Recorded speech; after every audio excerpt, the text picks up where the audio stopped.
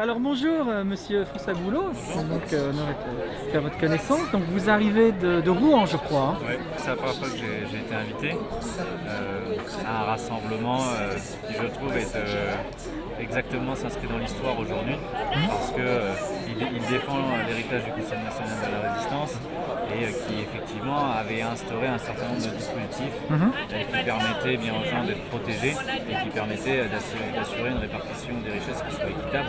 Et donc ça recoupe évidemment l'une des revendications majeures du mouvement des Gilets jaunes. Voilà, les revendications des Gilets jaunes qui sont aujourd'hui les nouveaux résistants. Donc, ils avaient été invités il y a un mois pour faire entendre leur voix. Et effectivement, en les suivant depuis quelque temps, on se rend compte que aujourd'hui, c'est un mouvement qui est national, mais qui est également très suivi à l'international. Donc je peux en parler du côté suisse, hein. Il y a aussi les Gilets jaunes suisses qui s'intéressent dans d'autres pays. Donc le mouvement, il est regardé de près. Malheureusement, on s'aperçoit qu'il y a beaucoup de répression, des violences policières, des violences... Alors, il y a des violences qui sont inacceptables de la part de casseurs, ça, on le regrette profondément. Mais ce qui est plus gênant, c'est la réponse du gouvernement policière qui semble parfois disproportionnée. Et donc vous êtes avocat de profession et vous avez décidé de venir aider, d'être leur porte-parole. Comment on pourrait mieux décrire votre situation ? Alors, j'ai pas décidé de devenir le porte-parole des Gilets jaunes. Je suis allé sur les ronds-points dès le 17 novembre. D'accord. Et je me suis investi dans le mouvement comme un gilet jaune, comme tous les autres. Et puis, à la faveur de réunions, j'avais eu l'occasion de prendre la parole. Les Gilets jaunes d'un rond-point, puis de deux, puis de trois, ont décidé de me désigner porte-parole pour que je défende le mouvement dans les médias. Et effectivement, vous parliez de la répression, alors qu'on avait un mouvement qui naît d'une colère tout à fait légitime et par conséquent est soutenu dans sa légitimité par 75% des Français. On a un pouvoir exécutif qui n'arrive que par la force. Et qui est toujours soutenu, peut-être un peu moins, mais en tout cas... Et qui l'est toujours en fait. Les sondeurs aujourd'hui ne posent plus la question uniquement sur la légitimité des revendications, ils posent la question de telle sorte qu'elle englobe également les formes d'action. Donc là évidemment, la question induit les manifestations, donc les violences qui peuvent survenir dans les manifestations, et c'est ce qui fait que le soutien aujourd'hui il oscille entre 50 et 60%, mais ce qui, après 6 mois de mouvement et après une propagande médiatique et gouvernementale intense, reste un soutien extrêmement massif. Donc quelque part, les Gilets jaunes ont gagné cette manche, c'est-à-dire 6 mois après, ils sont toujours présents, même si on dit que de semaine en semaine, il y en a moins, mais on peut comprendre que c'est aussi très difficile sur la durée d'être tous les samedis à faire des manifestations importantes, mais il y en a toujours, et que ce qu'on peut regretter, vu sur les médias français, c'est que tout est orienté sur la participation, c'est-à-dire on regarde un participant, on dit « Ah bah il y en a de moins en moins », c'est-à-dire que s'il n'y a plus de participants, il n'y a plus de mouvement, mais ce n'est pas le cas. Non, bien sûr, mais en fait, ce que les médias ne veulent pas voir, c'est que depuis le 17 novembre 2018, la révolution elle est faite dans les esprits. Donc le processus révolutionnaire, il est enclenché, il est irréversible. Il y a un avant, un après. Les gens se sont réveillés. Exactement, les gens ne rentreront pas chez eux et la vie qui reprendrait le cours normal des choses. Ça, c'est pas comme ça que ça va se passer. Il y a des gens pour qui le couvercle a sauté, ils décident de relever la tête et ne la baisseront plus. Alors bien sûr, le nombre de manifestants, il peut baisser. On n'a d'ailleurs pas une baisse linéaire en réalité du mouvement. On a des oscillations avec des moments de rebond, des moments plus creux, mais on n'a pas ce mouvement d'essoufflement linéaire que voudraient nous faire croire les médias. Et on a en réalité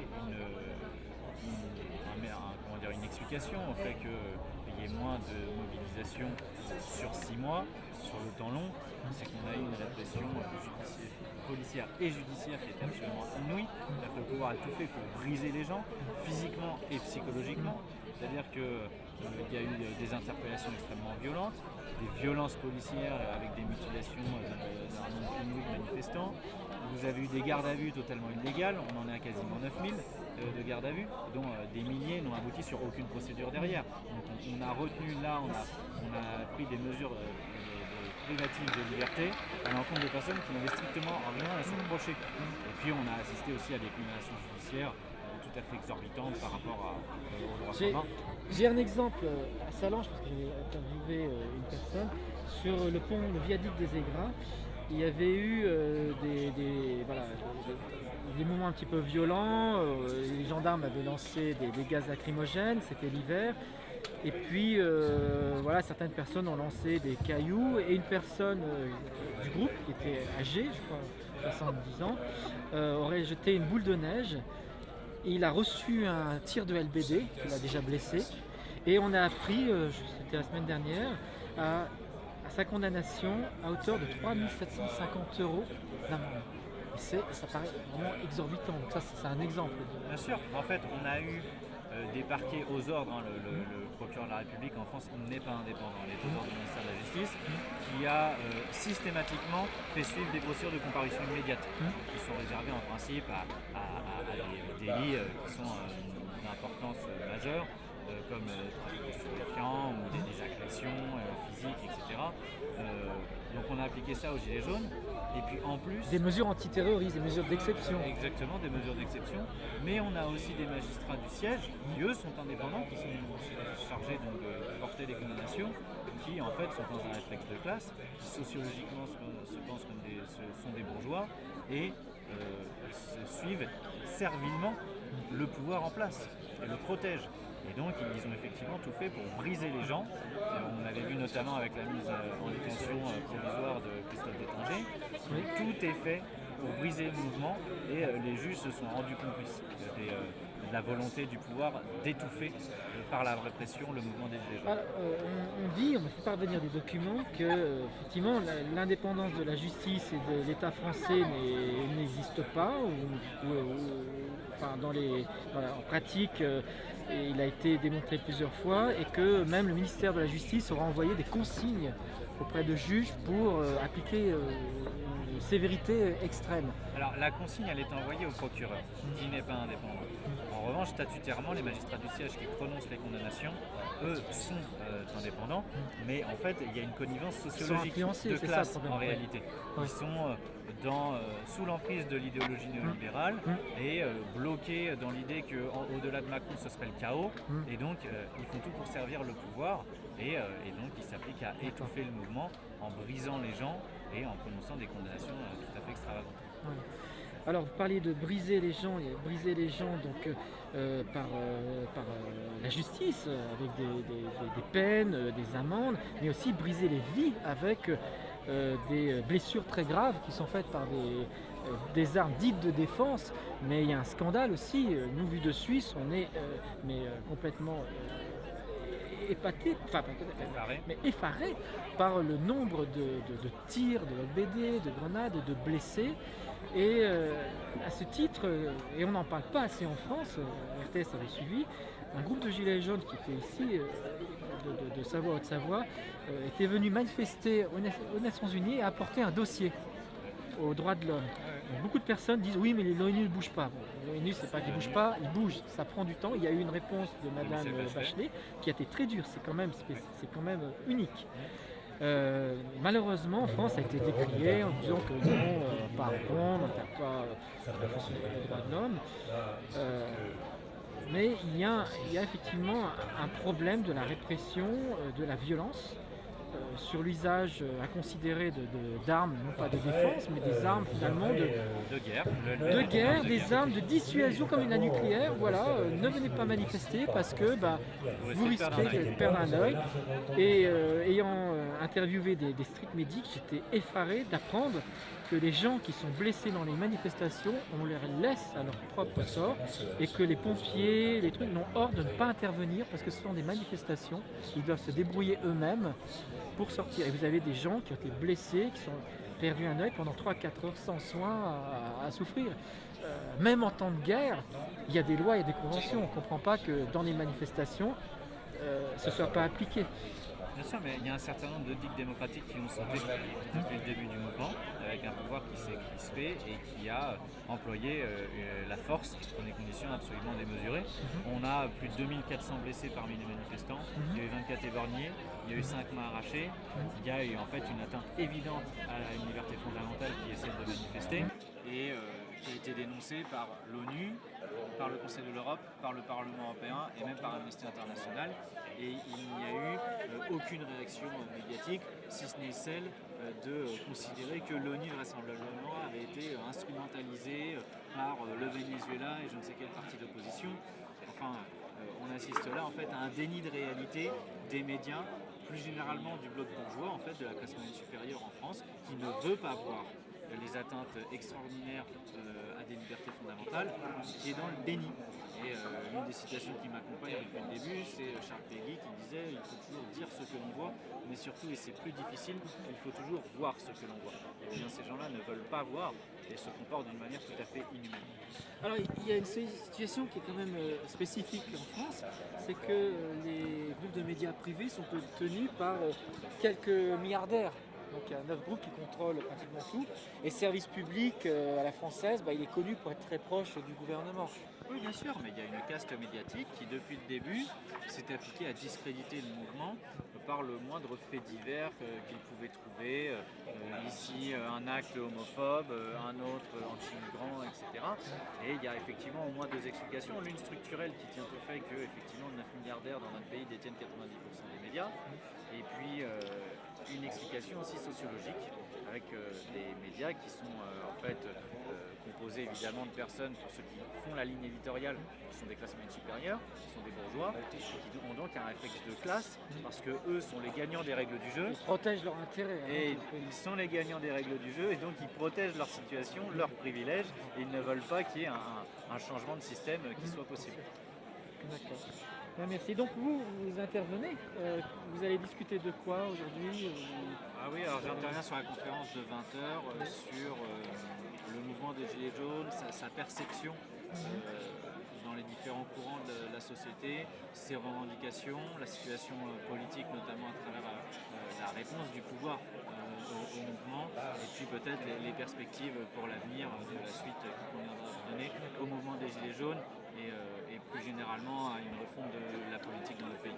D'accord. Donc là, je commence, ce serait plus sous forme d'une table ronde avec des échanges. Donc vous allez apporter vos témoignages. Mais derrière, je pense qu'il y a beaucoup de gens qui auront des questions ou qui voudront être rassurés sur certains faits et vous pourrez apporter votre éclairage. En tout cas, j'essaierai de donner mon avis, comme je le fais à chaque conférence, en donnant ma vision des choses. D'accord. Alors, dernière question, vous êtes très pris, on en verra peut-être plus tard, mais est-ce que vous attendiez à avoir autant d'intérêt médiatique, d'être propulsé devant la scène? Est-ce que c'est facile? Par moments, c'est un peu compliqué.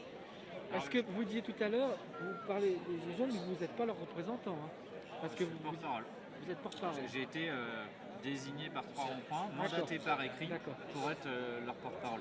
Après, je ne m'attendais pas effectivement à être aspiré et à ce qu'il y ait un emballement médiatique tel. Mais bon, j'ai essayé de l'utiliser au mieux pour défendre le mouvement en le défendant au maximum et du mieux que je pouvais. Parce que c'est important qu'il y ait des gens qui est aussi, tout le monde n'a pas la faculté de s'exprimer, même si on a les bonnes idées, donc c'est important d'avoir des représentants qui peuvent... Dans la dynamique du mouvement, j'ai considéré que peut-être l'apport que je pouvais faire au mouvement était d'ouvrir le mouvement le plus largement possible en essayant de faire le trait d'union entre les gens mobilisés dans la rue et puis beaucoup plus largement la classe moyenne, les 75% des Français qui étaient sympathisants du mouvement. Donc c'est ce que j'ai essayé de faire au maximum. Alors, s'il y a 75% des gens qui sont favorables au mouvement, ça veut dire que il y a 75% de gens qui pensent être gilets jaunes, c'est-à-dire qu'ils ont peur de ce déclassement, ils ont peur de cette société et que s'ils ne réagissent pas, je crois ça va être trop tard. Je crois que sur les 75% qui sont en sympathie mais qui ne sont pas mobilisés dans la rue, on est à un moment de bascule en fait. Mais la bascule n'est pas encore faite totalement. C'est-à-dire qu'ils sont en sympathie avec le mouvement parce qu'eux aussi vivent un déclassement, mais qui n'est pas encore assez prégnant pour qu'ils aient totalement basculé. Mais en revanche, ils sont déjà en sympathie avec les classes populaires parce qu'ils sont en mesure de comprendre et d'avoir de l'empathie parce qu'ils voient bien les effets du déclassement. Maintenant, est-ce que ça explique le fait que il n'y a pas encore eu de grève générale, parce que c'est ça, si tout le monde était dans la rue, s'il y a vraiment 1 million, 2 millions de personnes qui bougeraient, l'État serait obligé de réagir et que finalement ils se disent oh bah il y a en moyenne, selon les semaines, entre 30 et 100 000 personnes au grand maximum qui manifestent, donc ça ne représente pas une majorité. Mais c'est pas évident, on sait aussi de rentrer en grève, les gens se sentent peut-être pas encore prêts, ou c'est juste à un moment ils attendent le déclic. Je crois que en fait, les gens se mobilisent à des degrés divers quand ils pensent que ça y est, on va gagner. Et en fait, tout le monde n'a pas le déclic au même moment. Il y a les têtes dures qui se mettent en mouvement très rapidement, et puis il y a ceux qui viendront, plus la victoire s'approchera, et plus le mouvement va s'amplifier. Je vais faire un parallèle comme la Deuxième Guerre mondiale.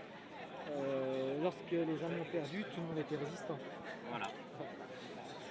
Mais les vrais résistants, ceux de la première heure, sont morts tout de suite. Et c'est grâce à eux, de toute façon, qu'il y a eu la libération. Il y a un parallèle assez marquant. Oui, mais en fait, justement, l'une des difficultés est que une bonne partie de la société française prenne conscience véritablement du moment critique en fait, dans lequel on est. Pendant la Seconde Guerre mondiale, c'était beaucoup plus simple. On avait un ennemi clairement identifié, les Allemands, les nazis. Il y avait le régime de Vichy. Bon, c'était beaucoup plus facile d'analyser la situation. Aujourd'hui, c'est beaucoup plus diffus. L'ennemi, c'est la finance. C'est beaucoup elle n'a moins pas d'usage, elle n'a pas de nationalité. Elle n'a pas d'usage. Et Pourtant, on a leur adresse. Hein, donc, il suffirait de se mettre. Et puis, si on réfléchit, il suffit de regarder les plus riches. Hein, il n'y a pas de société secrète pour certains trucs. C'est ceux qui profitent en fond du système. Eh bien, merci. Je vous en prie. Bonne journée.